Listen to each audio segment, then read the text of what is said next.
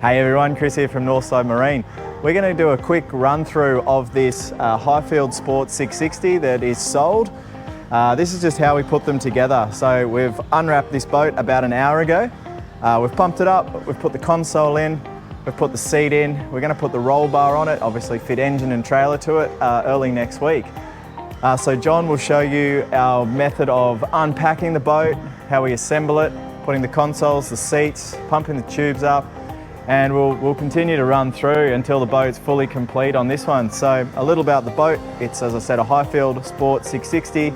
It has Hypalon tubes, aluminium hull, and fiberglass seat and fiberglass console. It's got diamond double stitched cream interior made out of sunbrella material, and EVA U-deck throughout the whole boat and on the bow. So as you can see, some cool features of the boat.